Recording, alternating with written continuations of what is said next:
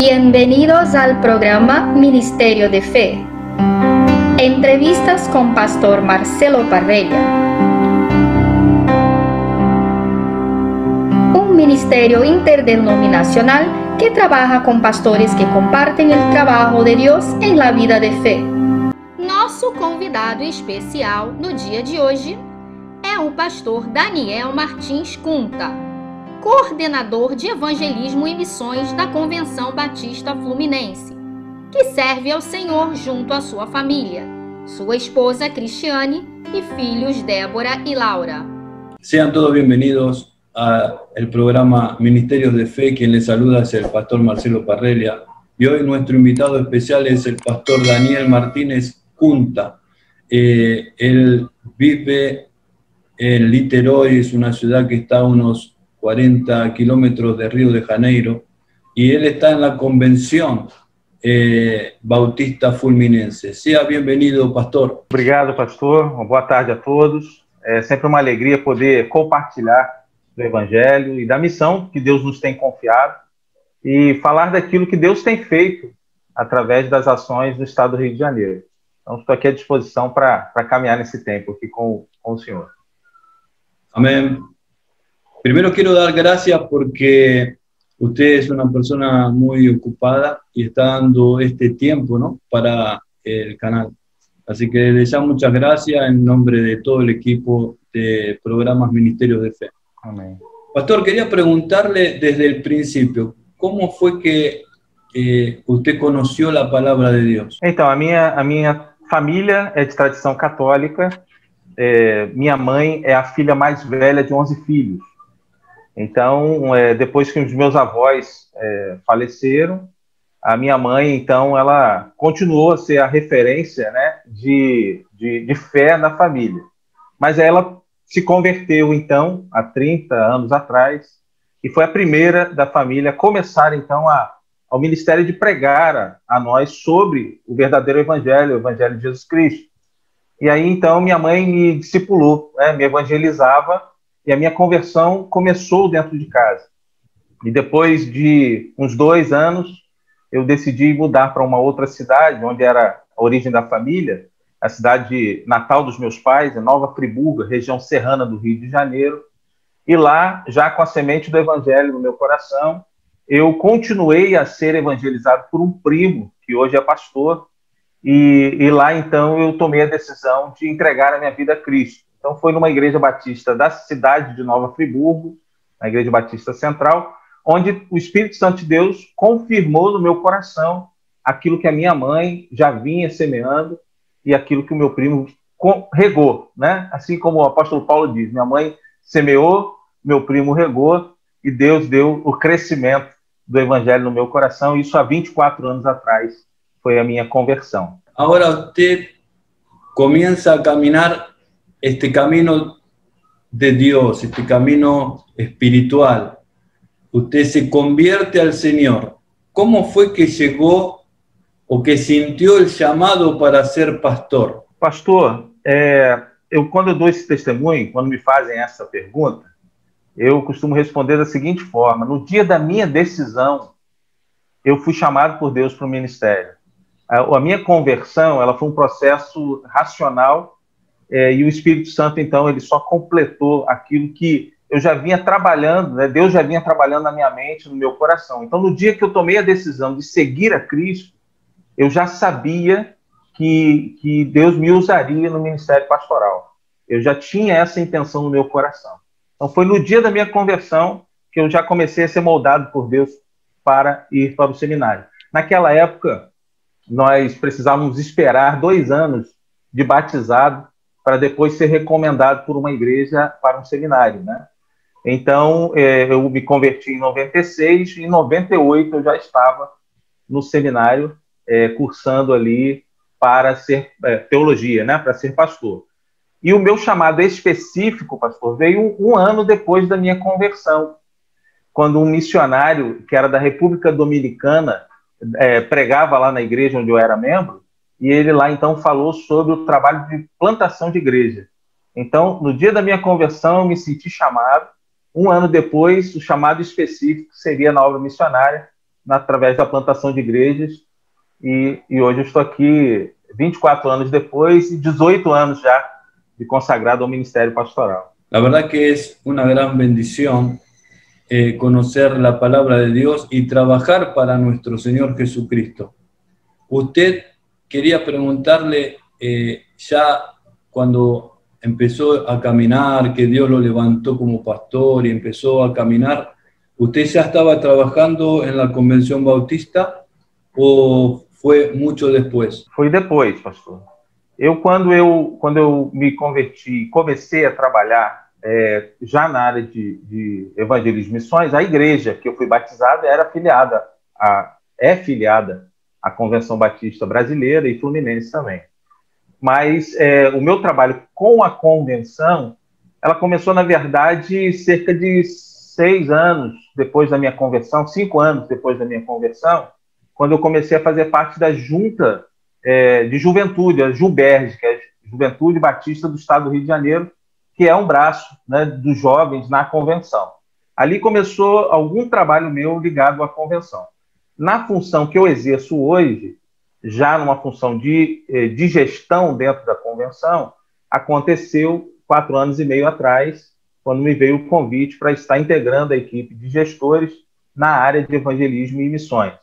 Então, o meu trabalho efetivo hoje, como convenção, como parte do corpo da convenção, aconteceu de cerca de 4 anos e meio para cá.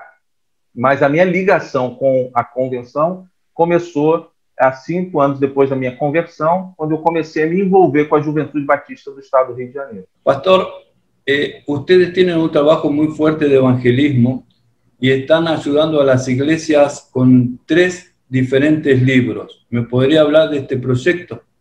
Uma das propostas que Deus colocou em nosso coração quando começamos a trabalhar com missões na Convenção Batista Fluminense, acho que é até interessante falar, pastor, que a Convenção Batista Fluminense, ela trabalha no estado do Rio de Janeiro com 91 dos 92 municípios que o estado compõe. Nós só não trabalhamos com a cidade do Rio de Janeiro, porque existe uma outra convenção chamada Convenção Batista Carioca.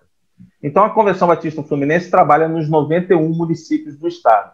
E quando nós começamos esse trabalho, nós buscamos parcerias com organizações e projetos que fossem idôneos, que fossem compromissados com o reino, que tivessem um comprometimento com a palavra de Deus. E um desses projetos foi a AME Evangelizar, que trabalha com literatura para evangelização de crianças. Nós temos a ideia de trabalhar com a evangelização no que chamamos de janela 4-14, ou seja, crianças de 4 a 14 anos, quando nós entendemos que é o tempo em que elas precisam conhecer a Cristo para que não venham a se tornar jovens e adultos fora do Evangelho, né, fora dos princípios da Palavra de Deus. E esses livros da AME Evangelizar, eles trabalham com histórias para crianças não alfabetizadas, que são as histórias de Deus. Também tem para crianças alfabetizadas, são os amigos de Jesus, e, posterior a isso, um Evangelho de Marcos, que é um livro que pode ser trabalhado com aquilo que a gente chama de juniores, que são crianças de 9 a 11, 12 anos, mas a gente trabalha também com adolescentes com essa mesma literatura. Então, esses livros são distribuídos gratuitamente para as igrejas que estão no estado do Rio de Janeiro, e já tem alguns casos, pastor, de igrejas fora do Rio de Janeiro que receberam também essa literatura. Então, essa parceria com a AME Evangelizar já nos possibilitou distribuirmos no estado do Rio de Janeiro cerca de 700 mil livros de evangelização de crianças nesses últimos 2 anos. É um trabalho que a gente faz com a igreja ela leva essa literatura e ela distribui na sua comunidade. E assim a gente, então, estabelece essa parceria. Nós recebemos da AME Evangelizar, que recebe uma verba vinda de fora para preparar o material. Ele, então, edita esse material, ele imprime o material e distribui e nos entrega para que possamos distribuir gratuitamente para as igrejas. Pastor, é um trabalho recompensador, é uma alegria muito grande ver o que Deus está fazendo na vida das crianças através da literatura da AME Evangelizar. Em missões estaduais, então, a Convenção Batista Fluminense, ela cede toda a estrutura para guardar o material e também a logística para distribuir, porque antes a AME Evangelizar pagava um local para poder guardar esse material no Rio de Janeiro, e também pagava quando alguma igreja ia lá buscar esse material na distribuidora. Então, a Convenção Batista Fluminense, através do seu departamento de missões, disponibiliza hoje gratuitamente, não tem nenhum custo para a AME Evangelizar, e assim a gente está ajudando na expansão do reino no estado do Rio de Janeiro, com muita alegria. Muita alegria. La verdad que sí, que da mucha alegría saber del trabajo de ustedes, cómo ustedes están expandiendo el Evangelio. Desde ya, en nombre del Ministerio Unicristo y aparte de los pastores que conozco yo, que yo soy testimonio que he recibido de parte de ustedes libros y he llevado a pastores amigos, y es de mucha bendición en las iglesias. Quería preguntarle una pregunta que amenazó al mundo, el COVID-19, y en cada país se tomaron medidas diferentes. ¿Cómo afectó aquí en Brasil el COVID-19? Pastor, a grande questão que nós estamos vivendo hoje é tentar entender o que é uma questão real de saúde, o que é uma questão política, porque tudo isso está muito misturado aqui no Brasil. Então, nesse momento, as igrejas elas estão se submetendo à direção daquilo que os governos estão estabelecendo nos seus municípios. Dentro do estado do Rio de Janeiro, nós temos opiniões diferentes em municípios vizinhos, por exemplo. Exatamente nesse momento, a cidade de São Gonçalo, que é vizinha a Niterói, está impondo de novo às igrejas que fechem, que haja um lockdown, porque há um crescimento lá. Já a cidade de Niterói não está tratando esse assunto. Então, por isso que eu estou dizendo que cada região tem um comportamento de acordo com aquilo que entende o governo local. Bom, mas dentro de tudo isso existe um pensamento comum. E esse pensamento comum, claro, é a existência desse mal que sobreveio sobre a nação, sobre o mundo inteiro. E aí as igrejas, elas viveram um momento de adaptação e de se reinventar diante do desafio de ser igreja com portas fechadas. Ao mesmo tempo que o Evangelho mesmo já nos diz que ser igreja é ir para fora, né? A origem da palavra igreja, eclésia, é chamados para fora. Então, ao mesmo tempo que essa é o princípio da igreja, a igreja se habituou a ser igreja dentro do templo, dentro do espaço de culto. E agora, quando ele fechou as portas, quando a igreja fechou as portas, nós vimos muita dificuldade de comunicação da liderança com a sua membresia, dificuldade de comunhão, de manter essa igreja em comunhão. Algumas igrejas precisaram se adaptar à questão de transmissão de cultos, e aí a conversão também teve um trabalho de orientação nesse sentido, mas algumas outras igrejas não tinham condições nenhuma de fazer uma dinâmica como as igrejas maiores. Então, pastor, esse momento de pandemia, ele veio de assalto, né? Uma psicóloga, até numa live que nós fizemos de missões, ela falou que, de repente, rasgaram a nossa agenda. Então, de um dia para o outro, disseram para a igreja, olha, vocês amanhã não podem mais abrir as portas e vai ficar todo mundo em casa. E aí, assim como as empresas e assim como muitas outras, o comércio e fábricas, nós tivemos que tentar entender o que estava acontecendo. E aí a essência da igreja, ela não se perdeu. Então, uma análise que eu faço hoje, pastor, é que as igrejas que estão podendo voltar, e algumas cidades voltaram, mas já estão tendo que recuar de novo, né? Mas a verdade é que essas igrejas que estão voltando, eu acho que elas, quando voltarem, voltarão sendo a verdadeira igreja. Porque nesse tempo de pandemia, foi o tempo de amadurecimento da fé, de algumas pessoas que se posicionaram diante do Senhor, de outras que verdadeiramente entenderam que não queriam andar com o Senhor. Então, eu creio que alguns não vão voltar ao convívio no primeiro momento. Mas a igreja que voltar, essa igreja volta forte, volta fiel. E ela volta para pregar a palavra de Deus. Nós temos trabalhado, pastor, no Evangelho de João, capítulo 5, no versículo 24, que ele nos diz assim: em verdade vos digo Quem ouve a minha palavra e crê naquele que me enviou, não entra, já tem a vida eterna, e não entra em condenação, mas já passou da morte para a vida. Eu acho que a igreja, nesse momento, ela está vivendo exatamente esta palavra. Quem ouve a palavra, quem ouviu a palavra e creu no Senhor, consegue passar por esse momento na certeza de que o Senhor suprirá, de que é o Senhor quem está sustentando a igreja. E aí esta precisa ser a mensagem da igreja, pastor, nesse tempo. Com ou sem as portas do templo abertas, nós precisamos anunciar que quem ouvir a palavra do Senhor, e quem tem que pregar é a igreja, vai ter a vida eterna e não vai entrar mais em condenação, mas vai passar da morte para a vida.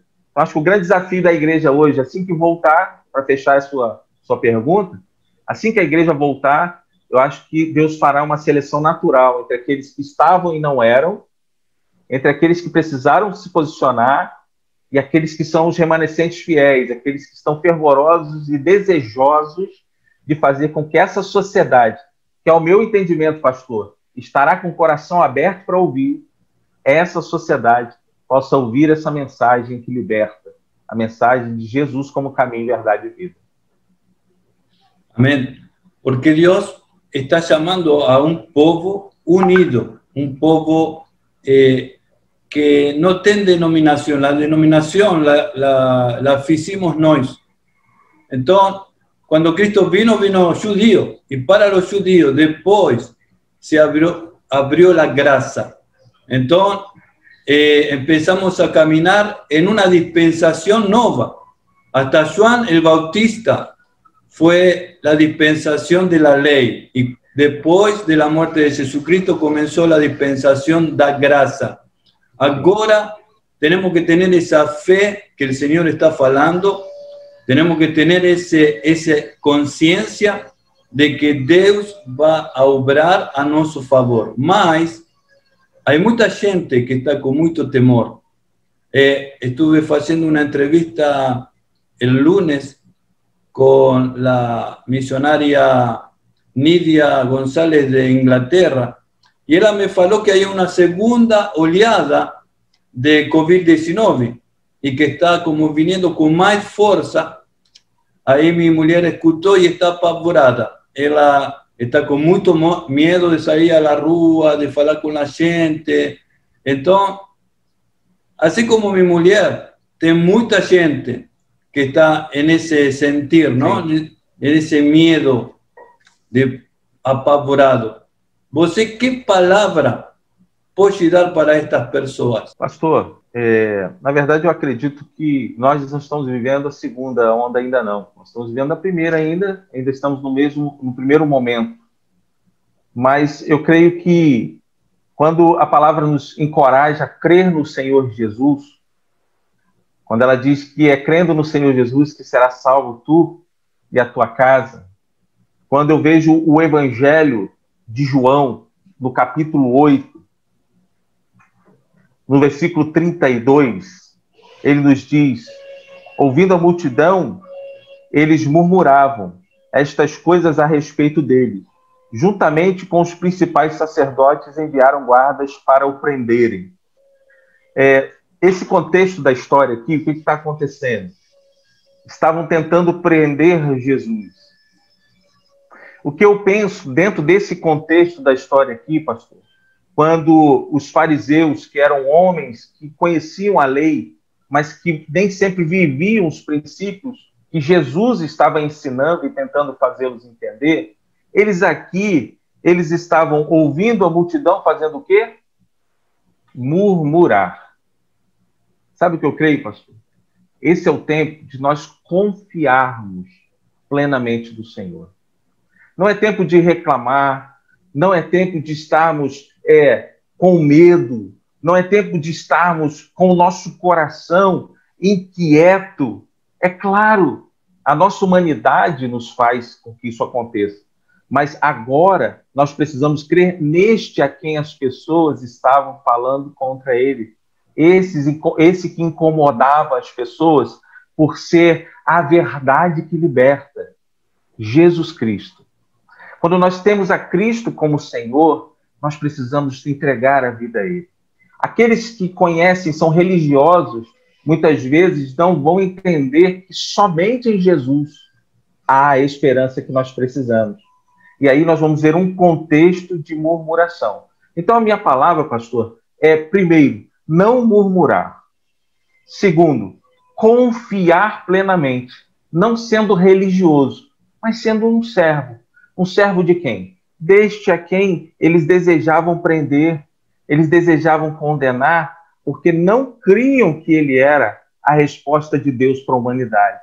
Mas nós que cremos, precisamos colocar a nossa vida nas mãos de Jesus. E nas mãos de Jesus, nós conseguiremos experimentar tudo que ele tem para nos dar. A Bíblia nos diz, conhecereis a verdade e a verdade vos libertará. Libertará do quê? Dos nossos medos, das nossas ansiedades, das nossas aflições, do nosso próprio pecado, de nós mesmos. E uma vez libertos de nós mesmos, estaremos abertos para estarmos cheios da presença do Espírito Santo de Deus, cheios da presença de Jesus, e aí, crendo nele, volto lá no início da palavra, crendo nesse, a quem as pessoas condenam muitas vezes com as suas atitudes, com a sua fé distorcida, crendo exclusivamente dele, confiando, colocando diante dele as nossas aflições, que nós seremos preenchidos de sua presença. E aí faremos o quê? Conseguiremos ultrapassar, conseguiremos andar sobre as águas como Pedro fez, conseguiremos experimentar coisas grandes que nós não podemos nem entender, porque só Jesus é que pode nos dar um caminho pleno, uma vida em abundância, como ele mesmo diz no Evangelho de João, no capítulo 10, eu vim para que tenham vida e a tenham em abundância. Podemos ficar doentes? Podemos. E se ficarmos, temos 3 formas de sermos curados: pelos médicos, por um milagre direto de Deus, ou com ele na glória celeste. O que temos é que ter confiança no nosso coração, de que em Jesus nós temos a salvação e a vitória que só Jesus pode nos dar. A glória é dele, e nós estamos aqui para experimentar, não fazendo como religiosos, não fazendo como murmuradores, mas como servos dependentes, totalmente entregues nas mãos deste, a quem as pessoas condenavam, mas que nós não, porque nós cremos que ele é o verdadeiramente homem, mas verdadeiramente Deus, a quem nos deu a salvação e a vida eterna. Qué linda palabra, gloria a Dios, porque está reconfortando a muchas personas, mucha gente que está con miedo, que está sintiendo ese riesgo, ¿no? de contagio, mas en la fe con Jesucristo somos más que vencedores y todo lo puedo en Cristo que me fortalece. Gloria a Dios. Pastor, ¿qué visión Dios te da sobre, vamos a hablar así, acabó COVID-19, hay una vacuna, acabó, todo vuelta a la normalidad o la iglesia va a mudar alguna cosa? ¿El evangelismo va a mudar alguna cosa o todo va a voltar igual que antes? Pastor, é uma coisa que nós vamos ver na caminhada, né? O que eu posso fazer de leitura hoje é aquilo que eu disse para o irmão. Eu acredito que nós tenhamos, pelo menos nos próximos 5 anos, uma igreja evangelística, uma igreja evangelizadora, uma igreja com vontade de pregar o evangelho. Eu percebo isso porque, mesmo que a palavra nos impulsione a pensar que estamos chegando no tempo de esfriamento, estamos chegando no tempo em que o amor de muitos está esfriando, mas eu ainda acredito que a igreja que ficar, essa será uma igreja evangelizadora, uma igreja com vontade de falar desse amor que liberta. É por isso que nós já estamos trabalhando nisso, né? A previsão para as igrejas da Convenção Fluminense é um projeto de evangelização que já estamos treinando pessoas, vamos entrar o ano treinando pessoas e em abril e maio faremos visitas nas casas, quando, se for possível, né, conforme estiver no momento, mas também através da internet. Vamos continuar a fazer evangelização, abordar pessoas, chamar para conversas, para reuniões e apresentar o Evangelho de Jesus. Então já estamos treinando, pastor, pessoas para isso. Já temos cerca de 700 pessoas treinadas com esse propósito. e nós queremos que ano que vem seja um ano da pregação do Evangelho. Eu acredito que a igreja, pós-pandemia, vai ser uma igreja, num primeiro momento, um pouco menor do que é hoje, porque muita gente vai ficar pelo caminho, mas essa igreja vai crescer numa velocidade assustadora aos nossos olhos. É o que eu imagino, pastor. É o que eu tento, o que Deus move no meu coração.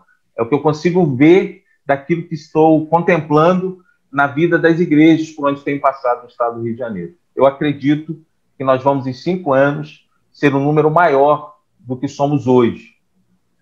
Mas, num primeiro momento, muitos não estarão conosco na volta da igreja. Mas a gente vai recuar para depois poder crescer. É a leitura que eu faço, pastor. É o que eu tenho percebido.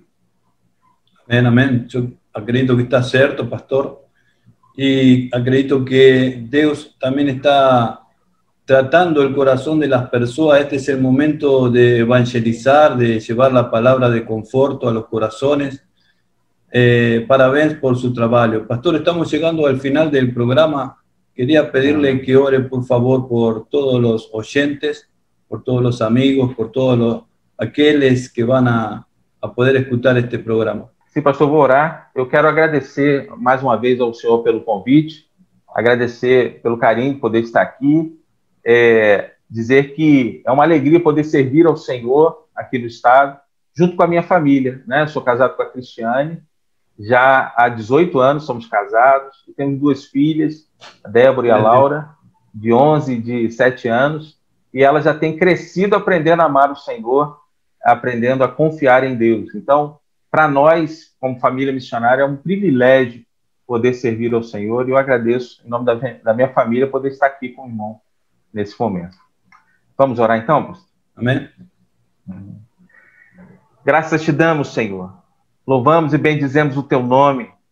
Nesse tempo, ó Pai, que separamos para falar de assuntos concernentes à tua obra no Brasil, no estado do Rio de Janeiro, no mundo, Senhor. Nesse tempo de adversidade, tempo de tribulação para muitos, Senhor.